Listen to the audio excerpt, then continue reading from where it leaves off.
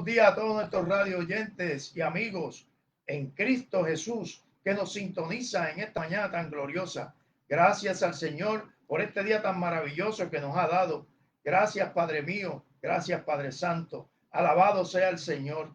Gracias por permitirnos estar aquí en esta mañana para poder llevar una palabra de edificación, tanto para los que nos escuchan como para nosotros mismos. Gracias, Padre, al Padre, al Hijo y al Espíritu Santo. Amén, amén, amén.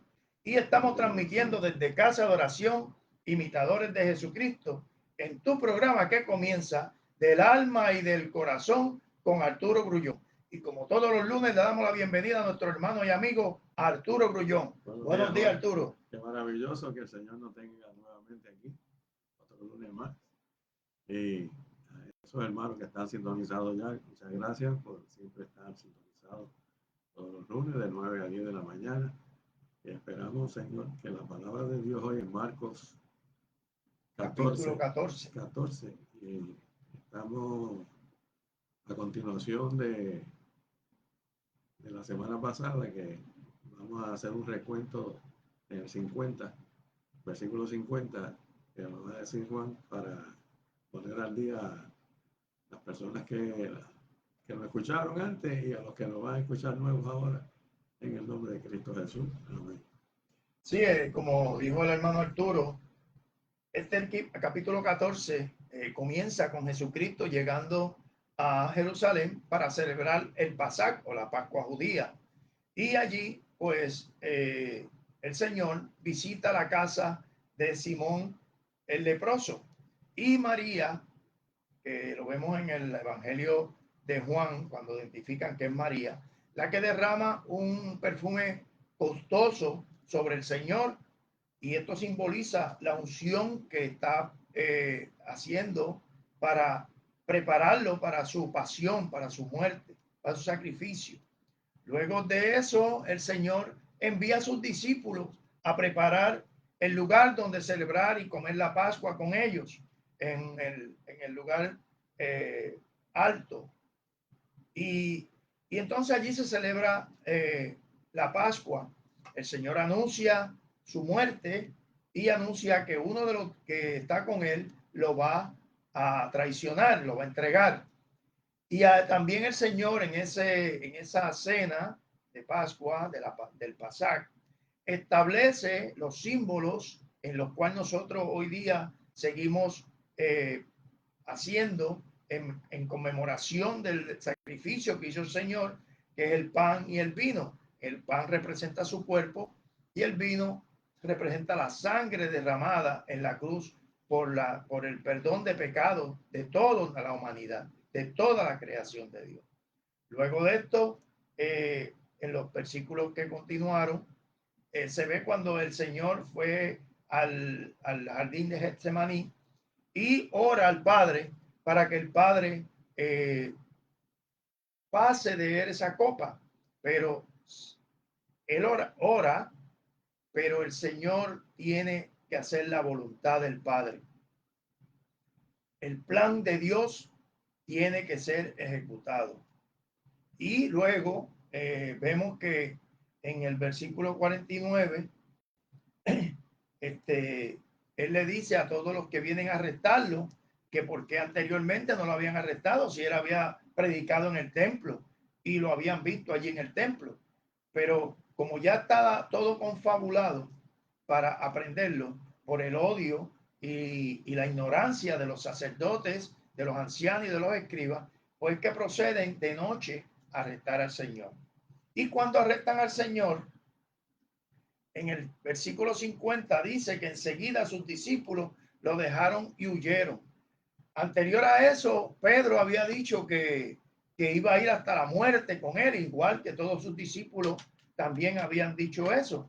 Pero Pedro fue uno de los que más resaltó en la cuestión de ser fiel al Señor e ir hasta morir con él.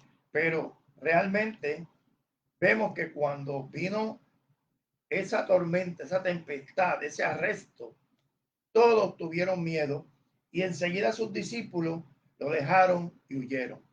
Y continuamos en el versículo 51, donde dice: y a cierto joven que iba tras él, cubierto su cuerpo desnudo, solo con una sábana, también lo aprendieron. Fíjense, este dato, que es muy curioso, solo aparece en el Evangelio de Marcos. Muchos eruditos y muchas escuelas teológicas que han estudiado este texto sugieren que el joven de esta escena es el mismo Marcos, el mismo que escribió el Evangelio, que es el autor del Evangelio, quien incluye este dato autobiográfico como testigo ocular de la escena. También este versículo subraya el abandono que sufrió Jesús, quien enfrenta la muerte mientras sus seguidores, los que decían que iban a ser fieles a él, huyen avergonzados y huyen temerosos, temiendo por sus propias vidas, que no lo fueran a arrestar y lo fueran a ejecutar como iba a pasar con Jesús. Alabado sea el Señor.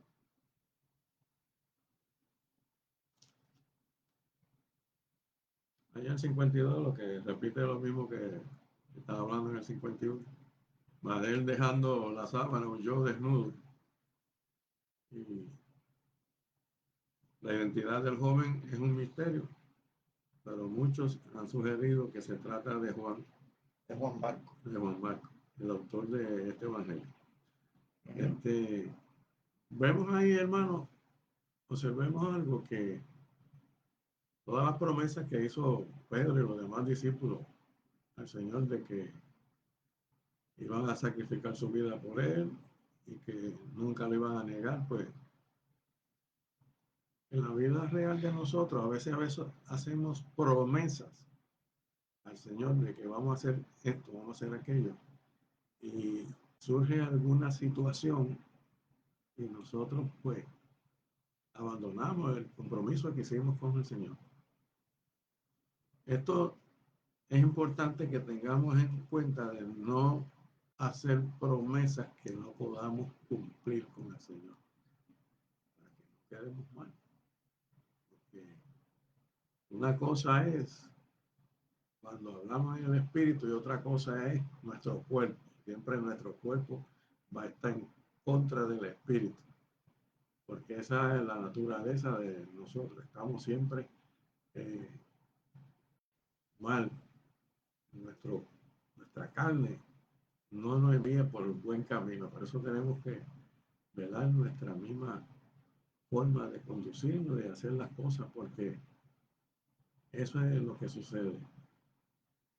Por eso Jesús en una ocasión comentaba de que el cuerpo, a la verdad, el espíritu está dispuesto, pero el cuerpo no, porque es débil, porque viene ya con un sinnúmero de cosas que no son favorables al espíritu. Por eso es que la escritura a veces habla de que renunciemos a las cosas de nuestro cuerpo, las cosas del mundo, porque el cuerpo lo que quiere es viva corriendo, haciendo cosas que uno debe hacer espiritualmente. Un dato bien interesante con relación a este evangelio es que Juan Marcos era el discípulo de Pedro. Que esto que está plasmado aquí en el evangelio de Marcos son las vivencias de Pedro, el discípulo, el apóstol Pedro, transmitidas a través de Juan Marcos y plasmadas en este evangelio. O sea que cuando leemos el evangelio de Marcos, estamos leyendo las vivencias como testigo de Pedro, el apóstol Pedro. La experiencia que tuvo. En el 53, perdón, dice, luego llevaron a Jesús ante el sumo sacerdote Caifás y todos los principales sacerdotes. Los escribas y los ancianos se reunieron con él. Aquí comienza el juicio de Jesús ante el Sanedrín. Es llevado ante los principales sacerdotes, ancianos, escribas, siendo ese juicio, esa presentación, es una farsa de parte de ellos, de los sacerdotes, de los escribas, de los ancianos, diseñada de antemano. Todo estaba planificado para condenarlo a muerte, buscando falsos testigos para incriminarle a él, al Señor. Pero los testimonios de los testigos no coincidían. Pero aún así continúan incriminándolo. Mire el odio, la ignorancia que tenían estas personas en contra de Jesús, buscando esos testimonios falsos para incriminar al Señor de alguna forma, para hacerlo ver como un blasfemo, para entonces aplicar la pena capital, que era la muerte. Alabado sea el Señor. Gloria a Dios. En el 54 dice, Pedro le sugirió, o Pedro le siguió de lejos hasta dentro del patio del sumo sacerdote y estaba sentado con los alguaciles, calentándose al fuego junto con ellos. Quiere decir que hacía frío. Hacía frío, sí, hacía frío allí. Entonces él se coló allí pensando de que no lo iban a encontrar, lo iban a descubrir, y estaba allí en eso. Pedro siguió a los arrestados, los que arrestaron a Jesús, terminó calentándose en el patio del sumo sacerdote. Vemos que aquí vamos a ver en los siguientes versículos cómo es el proceso de que lo que le dijo Jesús a Pedro, que dijo, no, yo si acaso tengo que morir por ti lo haré y nunca te voy a negar. Entonces Jesús le dijo, cuando el gallo cante 2 veces, tú me habrás negado 3 veces. Y eso lo vamos a ver detenidamente en los versículos próximos, cómo es el detalle de esa situación que ocurrió en ese momento. Y en el 55 dice, y los principales sacerdotes y todo su concilio buscaban testimonio en contra de Jesús para darle muerte, pero no lo encontraron. Aquí todos ellos, estos religiosos, buscaban testimonio para probar de lo que inculpaban a Jesús, pero no lograban ponerse de acuerdo en los testimonios, pues esos supuestos testimonios eran falsos, pues se contradecían entre sí. Uno decía una cosa y el otro decía otra, y no eran verídicos, no eran creíbles. El Sanedrín en ese juicio, escuche bien esto, hermano, el Sanedrín en ese juicio estaba violando sus propias leyes, pues un juicio de pena capital como la blasfemia que ellos querían probar contra Jesús no podía realizarse de noche. No podía realizarse de noche, ni en secreto. Ellos lo hicieron en secreto, esperaron que estuvieran en el jardín con sus discípulos para irlo a arrestar. Lo hicieron en calladito, en secreto, y menos en la casa del sumo sacerdote. Supone que un juicio como este fuera en el Sanedrín, en el templo, donde ellos ahí es que juzgaban. Lo hicieron de noche, lo hicieron en casa del sumo sacerdote y lo hicieron de noche para que la gente no viera, para que la gente no se diera cuenta de la farsa y de lo que estaban haciendo eso. Mira qué hipocresía, qué odio y qué ignorancia había de parte de estas personas del Sanedrín, de esos sacerdotes, de esos ancianos y de esos escribas, inculpando a Jesús como que él estaba blasfemando contra Dios, contra la palabra de Dios, según su criterio, según ellos. Alabado sea el Señor. Es por esto que en el versículo 56 dice, porque muchos decían falsos testimonios contra él, mas sus testimonios no acordaban, no concordaban como para poder acusarle. O sea que no tenían la coartada, vamos a decir aquí, como hablamos nosotros acá, para enjuiciar todavía con esos testigos a Jesús. Por lo que seguían buscando a ver los principales, qué podían ellos conseguir para poder llevar a Pilato a Jesús para que sea procesado. Entonces, vemos que todo el Sanedrín, en especial los principales sacerdotes, ya habían decidido matar a Jesús, por lo que buscaron pruebas para justificar su plan. Muchos dieron falsos testimonios, pero sus testimonios no concordaban durante el interrogatorio en el caso de la pena capital. Requería un acuerdo de 2 testigos por lo menos para poder acusarlo y llevarlo hasta hacer el juicio, lo que ellos querían. Pero vamos a ver en los próximos versículos cómo se va desarrollando esto. Dice entonces en el 57, entonces unos testigos falsos se presentaron contra él, contra Jesús. Varios testigos pagados, comprados por los sacerdotes del Sanedrín, se levantaron para acusarlo, pero sus testimonios, al ser falsos, se contradecían. No estaban de acuerdo en la mentira que iban a decir, porque no se pusieron de acuerdo, fueron comprados y ustedes van a decir esto.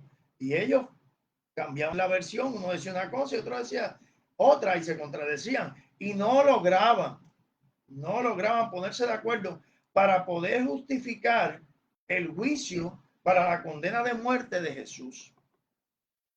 Entonces, el versículo que dice que unos testigos falsos se presentaron contra él diciendo, ahí vamos a ver en el siguiente versículo lo que ellos decían.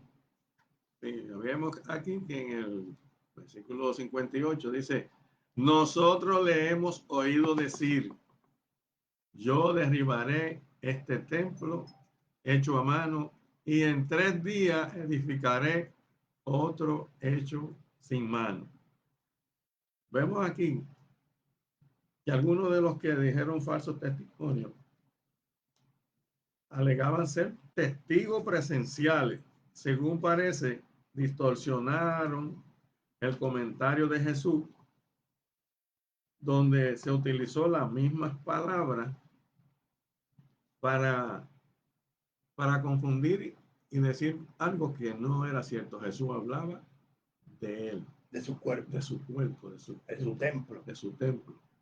Y de la resurrección que se iba refería de que moriría y resucitaría. Pero hablaba de su templo.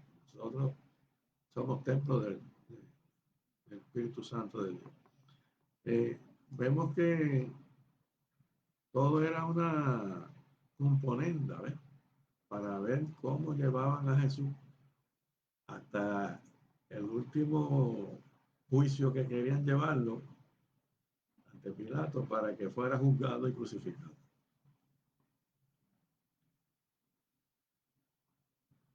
Dice el 59. Sin embargo, ni siquiera su testimonio fue suficiente. Este versículo presenta la total inocencia de Jesús, porque ellos no pudieron probarle nada, poniendo en evidencia en el Sanedrín estaba llevando un juicio corrupto y manipulado para deshacerse de Jesús por el odio, por lo que Jesús había hablado, que era que ellos lo catalogaban como blasfemia, lo que decía el Señor.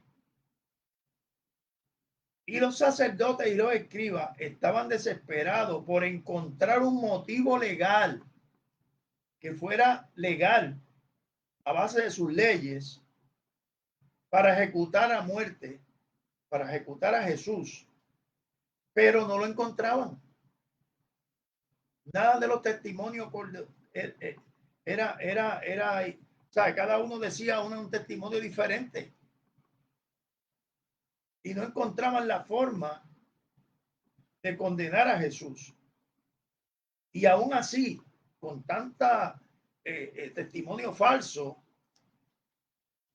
y tantas cosas que ellos estaban presentando, no podían ponerse de acuerdo en sus argumentos e interpretaciones de la ley para poder juzgar a Jesús.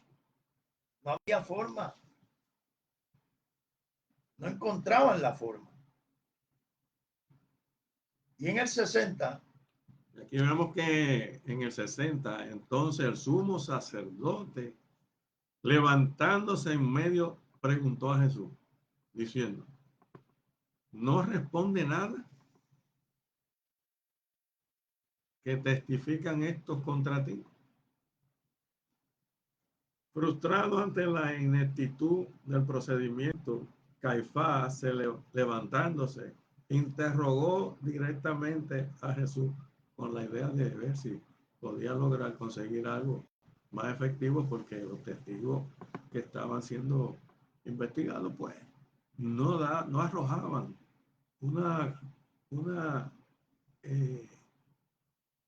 testificación que pudiera llevar a Jesús a ser incriminado y a llevarlo a juicio.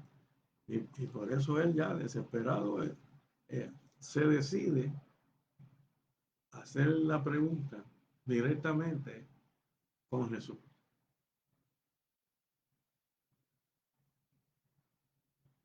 En el 61. En el 61 dice, pero Jesús guardaba silencio y no le respondía.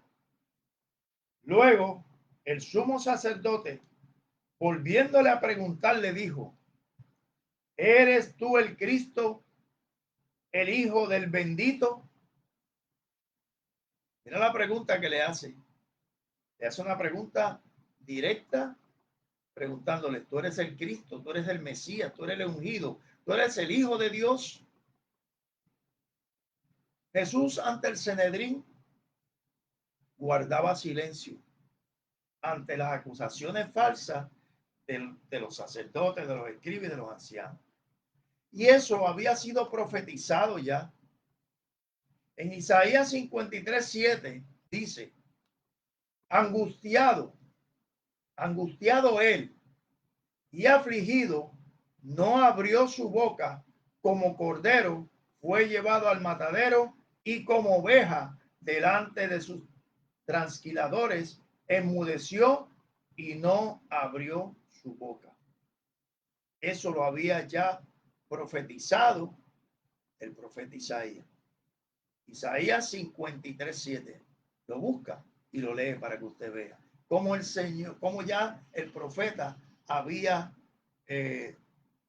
presentado lo que iba a acontecer con Jesús. Y también ante la pregunta del sumo sacerdote de su identidad como el Mesías, como el ungido de Dios, su contestación, que veremos en el próximo versículo, sella su destino a ser considerado como blasfemo. O sea, lo que contesta Jesús, que lo vamos a ver en el próximo versículo, lo consideran como una blasfema. Para entonces ahí buscaron la forma de condenarlo por la contestación que vamos a escuchar ahora con el hermano Arturo. Entonces aquí vemos que en el versículo 62, y Jesús les dijo, yo soy, y veréis al Hijo del Hombre sentado a la diestra del poder de Dios y viniendo en las nubes del cielo.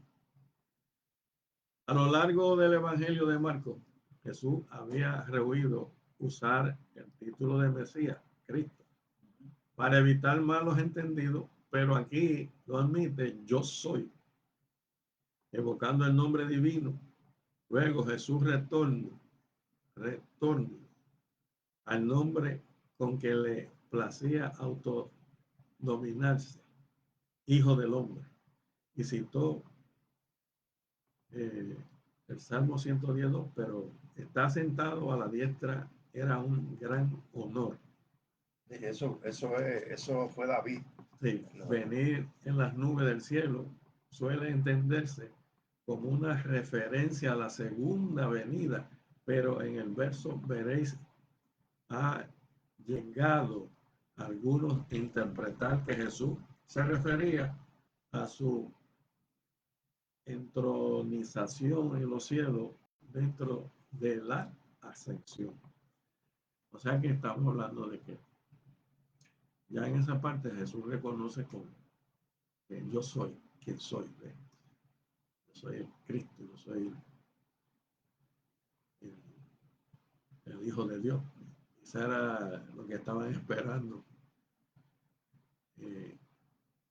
para poder comenzar a hacerle un juicio. Vamos a ver cómo continúa. Sí, en ese versículo vemos algo bien importante. El yo soy en la cultura y en la religión judaica era algo que no se podía utilizar porque era sagrado. El Yod Hei Bat Hei, que se conoce en el hebreo, cuando Moisés en la zarza ardiente le pregunta al Señor, ¿a quién le digo al pueblo que eres tú? Y él le dice, yo soy. Ese yo soy, en el Evangelio de Juan, lo vamos a encontrar como unas 7 o 9 veces, donde Cristo dice, yo soy la vid, yo soy el pan que cayó del cielo, yo soy la luz del mundo. Y ese yo soy era prohibitivo utilizarlo en la religión judía. Y Jesús aquí dice, yo soy. Y verán al Hijo del Hombre sentado a la diestra del poder, viniendo sobre la nube del cielo. Eso le bastó a los sacerdotes haber Jesús utilizado el yo soy para condenarlo.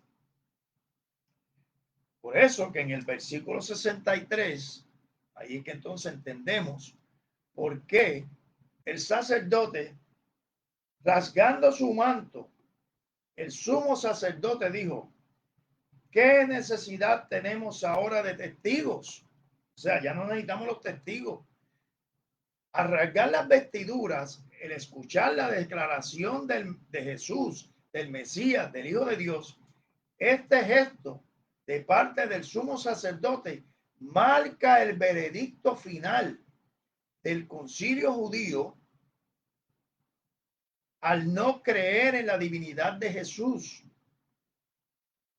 Ellos, aunque el Señor hubiera hecho cualquier acto allí, no iban a creer en él,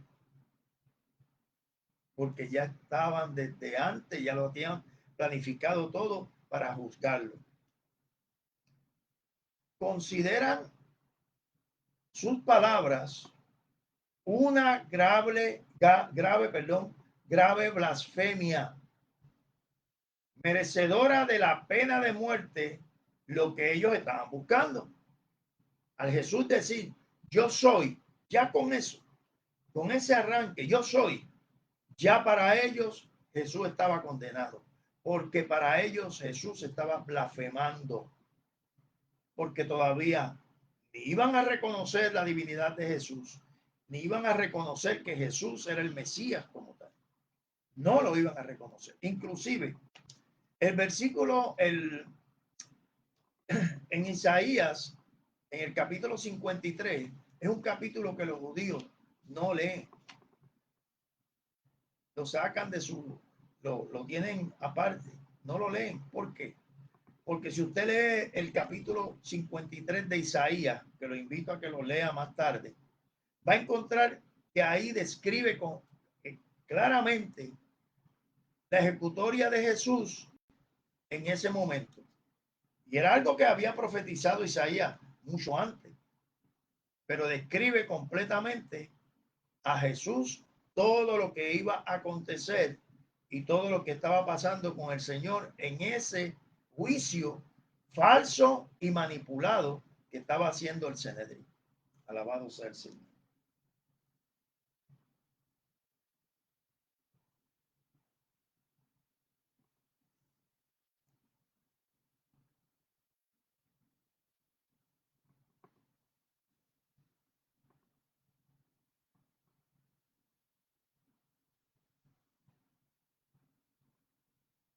Estamos en el 60, ¿verdad? 64. 64. En el 6:4 dice, habéis oído la blasfemia, ¿qué os parece? Y todo ello le condenaron, declarándole ser digno de muerte. Eso es lo que estaban ellos esperando conseguir. Ser digno de muerte significa que debía morir lapidado por haber blasfemado. O sea que ellos lo que pretendían completamente con esto, pues tener ya con esta evidencia de que Jesús aceptó decir que él era el Cristo, pues ya eso era bastante suficiente para llevarlo a juicio ante Pilato. Y esa fue la parte ya que culminó con el llevarlo, y ahí comenzó todo el proceso de lo que se esperaba, que ya estaba en la escritura que iba a suceder todo eso. En el 65, entonces algunos empezaron a escupirle el rostro y cubriéndole el rostro le daban puñetazos y le decían, profetiza. Y los guardias le golpeaban en sus mejillas. De verdad que cuando uno lee esto y uno se compenetra en esta palabra, ve lo humillante y lo doloroso que tiene que haber sido esta situación y lo que el Señor se expuso para poder librarnos nosotros y ser dignos ante el Padre a través de Cristo. En este versículo se cumple la profecía que hizo Isaías en el capítulo 50, versículo 6, que dice, el siervo de Dios no escondería su rostro de los escupitajos ni de las humillaciones. No escondió su rostro. Estuvo ahí recibiendo todas esas humillaciones, todos esos golpes, ese juicio falso. Al vendarle los ojos y decirle, profetiza, se burlaban de Jesús, se burlaban de él, por la afirmación de ser el Hijo de Dios, para que Jesús adivinara quién lo había golpeado. Estaban mofándose. No solamente se estaban mofando de Jesús, se estaban mofando de Dios. Se estaban mofando del Padre Todopoderoso. Muchas veces nosotros los cristianos hablamos del Señor, vamos a la iglesia, oramos, leemos la palabra, pero tomamos el sacrificio del Señor muy livianamente. Y cuando nosotros leemos estos capítulos y refrescamos nuestra mente en el sacrificio y por todo lo que pasó el Señor, y nos profundizamos y estudiamos un poco más de todo el proceso, en cómo se hizo eso en la historia romana, los utensilios que se usaron para castigar al Señor, y nos compenetramos en eso, entonces reflexionamos sobre la posición que tenemos en el amor del Señor, en el amor que tenemos hacia Cristo, por el sacrificio que Él hizo. Muchas veces no pensamos en eso. Hablamos de Jesús, alabamos al Señor, pero para nosotros tener en contexto el sacrificio que el Señor hizo, tenemos que escudriñar y ver esto. Este capítulo, la humillación, lo escupieron, le dieron, y todavía no hemos llegado a la parte donde lo latigaron, lo crucificaron, le clavaron una lanza, le pasaron sus manos y sus pies con unos clavos. La corona. Y no vemos muchas veces esto porque no nos compenetramos en la palabra, no estudiamos, no profundizamos ahí. Y entonces vemos y hablamos de Jesús muy livianamente. Pero cuando vemos este sacrificio real que el Señor hizo por nosotros, entonces apreciamos más y amamos más al Señor por entregarse Él por todos nosotros, para hacernos dignos ante la presencia del Padre. Gloria a Dios. Por eso es que tenemos que ir a Cristo. Él es nuestra vida, como dice 14:6 de Juan.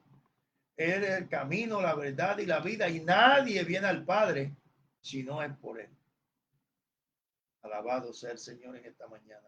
Grande es el Padre, el Hijo y el Espíritu Santo. Aquí vemos que va a entrar la parte interesante en el sentido de el proceso que va a venir, donde Pedro va a negar a Jesús. Vamos a ver los próximos versículos. Estando Pedro abajo en el patio, vino una de las criadas del sumo sacerdote. Se retoma en el versículo la frase abajo en el patio, indica que el juicio de Jesús se llevó a cabo en un salón situado en el piso superior de la casa del sumo sacerdote. Se supone que ahí no se hiciera ese juicio. Exacto. Ellos comenzaron como ellos estaban tomando prácticamente la ley en sus manos, en el sentido de que ese no era el proceso. Exacto. Que debía llevar Jesús, sino ser llevado a la justicia. Eso es como poco le faltó para que hicieran como gente la vida real, que han pasado que en un momento encuentran a alguien, lo agarran en lo que estaba haciendo mal, y ellos agarran y le dan una tunga de palos y de cosas, y comienzan ellos a hacer justicia a ellos por sus propias manos. O sea que ella entraba en violación a lo que manda la ley, lo que manda el juicio, lo que es legal. Aunque ellos tenían el poder de juzgar por blasfemia, no era el proceso que debieran haber seguido, haciéndolo, como dije anteriormente, de noche, calladamente, y el juicio celebrado en la casa del sumo sacerdote. No hay que comenzar. Eso no era el proceso. A dar puñetazos y escupiendo de todo ya desde el mismo sitio de allí. Entonces dice lo que tú leíste en el 66, y Simón permaneció abajo en el patio. Entonces una criada del sumo sacerdote llegó, y al verlo, mientras se calentaba, lo observó detenidamente y le dijo: tú también estabas con Jesús el Nazareno. Lo señaló. Este versículo marca el inicio de las 3 negaciones de Pedro. Presenta como el más valiente y apasionado de los discípulos de Jesús, que era Pedro, cómo sucumbió ante la presión social, buscando su supervivencia cuando se encuentra amenazado. También podemos ver la conducta humana, lo débil que es la conducta humana, que es cómo es la conducta humana ante cualquier adversidad, cómo puede cambiar nuestras convicciones, nuestros cambios de ánimo frente a situaciones extremas, la cual reaccionamos en una actitud de defensa. Pedro, al estar negando a Jesús, se está defendiendo él de no pasar por lo que iba a pasar Jesús, que no lo aprendieran, que no lo crucificaran, que no lo mataran. Eso, por eso es que él empieza a negar. No, yo no andaba con ellos. No, yo no lo conozco. Y Jesús se lo había advertido. Yo voy a estar contigo hasta el final y voy a morir contigo. Y él le dijo, en verdad, antes que cante el gallo, 2 veces me negarás 3. Y ya comenzó aquí a negar el Señor en este versículo. No, yo no andaba con ellos. No, yo no lo conozco. ¿Por qué? Porque la debilidad humana, si no estamos aferrados a una fe genuina con el Señor, en situaciones extremas como esta, vamos a ser débiles porque no estamos en el Señor. Ellos conocían a Jesús, andaban con Jesús y creían en Jesús, pero no tenían todavía una convicción y una fe genuina en el Señor. Hasta que luego llega el día de Pentecostés, que entonces el Espíritu Santo es la que le da entendimiento de todo lo que anteriormente había acontecido y lo que el Señor le había predicado y los había preparado para eso. Pero mientras tanto, ellos estaban débiles en su fe. No entendían, no creían. Y tenían otras convicciones en cuestión de el Mesías. ¿Qué tipo de Mesías era el que ellos estaban esperando? Pero el Señor lo que vino fue a liberarnos del pecado, a decir, amaos los unos a los otros y tener paz entre las naciones, entre el hombre. Ese es el mensaje del Señor y es el mensaje que ellos no esperaban. Ellos esperaban un Mesías revolucionario, un Mesías que se levantara ante la opresión romana para liberar al pueblo. Y Jesús lo que estaba era un Mesías espiritual, no un Mesías humano, no con sus peculiaridades humanas, sino un Mesías espiritual. Alabado sea el Señor. Aquí vemos que como la criada del sumo sacerdote comenzó a identificarlo y a reconocerlo como que era de lo que estaba con Jesús de Nazaret. Mas él negó diciendo, no le conozco, ni sé lo que tú dices. Lo que estás hablando. Y salió a la entrada y cantó el gallo. El primero. El primero. O sea que él rápido vio la entrada, la salida. Digo, espérate, que esto se está poniendo prueba y a lo mejor me agarran a mí, me descubren y yo caigo en el problema. El valiente, el hombre que iba a morir por Cristo y que no lo negaría en ningún momento. Vemos que la verdad que Jesús es maravilloso. Inmenso, ya estaba todo predestinado. Ya estaba todo profetizado. Todo lo que iba a acontecer ya estaba profetizado. El plan de Dios es perfecto. Bien, hermano, yo estoy mirando aquí ahora la escritura, ¿verdad? Vemos cómo Jesús a las personas que estuvo instruyendo y que la eligió acompañarlo y lo estaba preparando para que fueran los que llevaran la palabra de Dios la extendieran a su pueblo, pues vemos que son los primeros que Espíritu Santo de Dios que niegan a Jesús, que huyen, que no los respaldan, que se olvidan de toda la maravilla y todos los milagros y todas las palabras maravillosas que él dijo, todas las instrucciones que dio como maestro. Y eso nos hace ver a nosotros que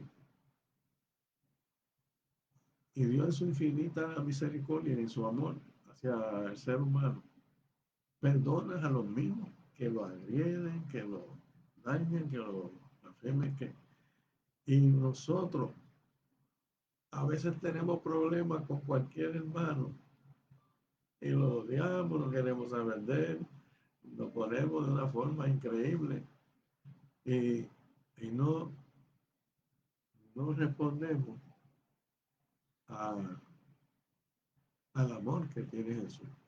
Y para ser unos verdaderos imitadores de Jesús tenemos que aprender a perdonar a nuestros hermanos, a las personas con las que tenemos problemas.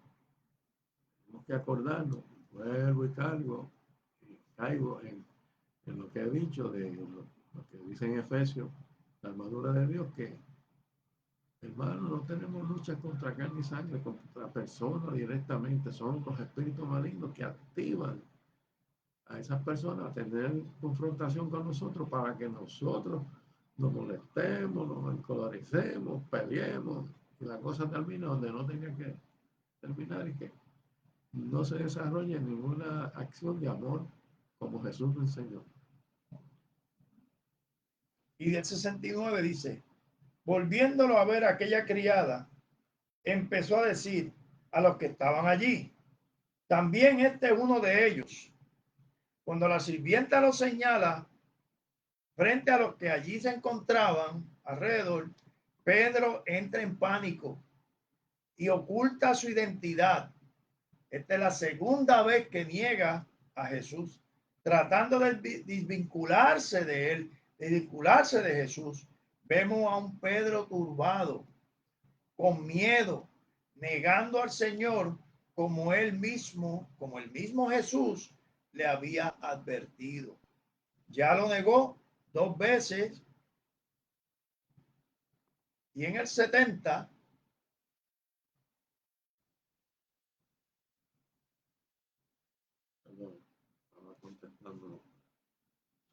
Aquí vemos que en el 70 dice, pero él negó otra vez y poco después los que estaban allí dijeron otra vez a Pedro, verdaderamente tú eres de ellos, porque eres Galileo y tu manera de hablar es semejante a los de ellos.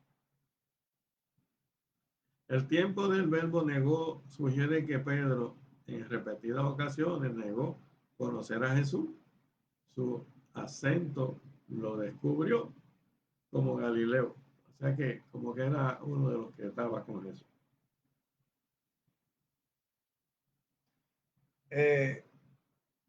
Tenemos que entender que en esa época se hablaba el arameo. El arameo era el idioma del pueblo y había varios tipos de arameo. Estaba el arameo de Galilea, el arameo de Jerusalén, el arameo de Jordania, diferentes tipos de arameo. Y el acento era diferente. Cuando dicen, este es uno de ellos porque habla igual que ellos, no quiere decir que estaba hablando lo que Jesús le predicaba. Eso no era. Lo que se está refiriendo en ese versículo es el acento de cómo él hablaba el arameo, porque era identificado con el arameo de Galilea, del norte de Israel. Eso es, por eso es que le dicen, tú hablas igual que ellos. Tu acento es igual que ellos, por el arameo que hablaba Pedro, del norte de Jerusalén, de Israel, perdón. Y en el 71, en ese momento él empezó a maldecir y a proferir juramento. Yo no conozco a ese hombre del que ustedes hablan. Mira lo que dice, empieza a maldecir. Pedro, llevado por el pánico y el deseo de salvarse, comienza a maldecir y a jurar que no conoce a Jesús. Nos muestra lo frágil y el fracaso humano que Pedro presenta tras haber prometido fidelidad al Señor, pero su negación era también buscando, la negación de Pedro era buscando no ser arrestado y ejecutado. A pesar de esta negación, este pasaje no es el final de la historia, es un recordatorio. Escuche bien, hermano, que aunque usted falle y está en los caminos del Señor, esto es un recordatorio de la gracia y el perdón restaurador de Jesús que le ofrecería a Pedro posteriormente, igual que el Señor cuando caemos en pecado, que vamos a Él arrepentidos, Él nos restaura. Alabado sea el Señor.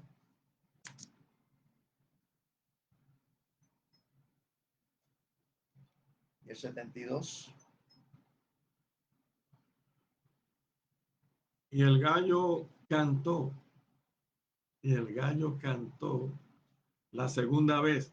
Entonces Pedro se acordó de las palabras de Jesús. Le había dicho, antes que el gallo cante 2 veces, me negarás 3 veces.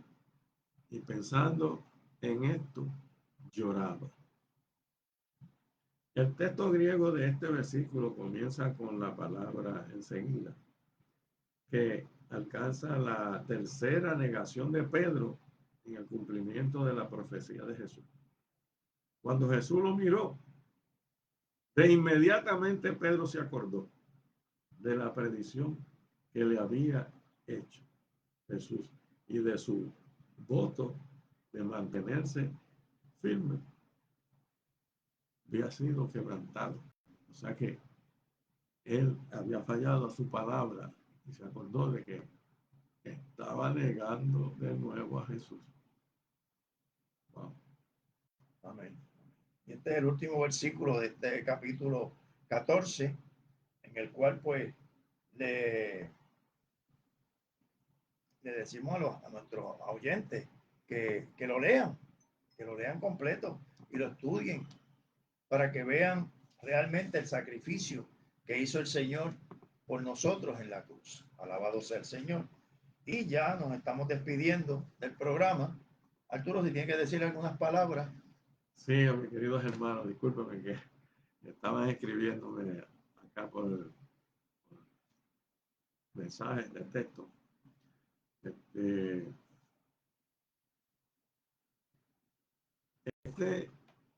Este relato de este capítulo 14 de Marcos nos enseña muchas cosas, mi hermano.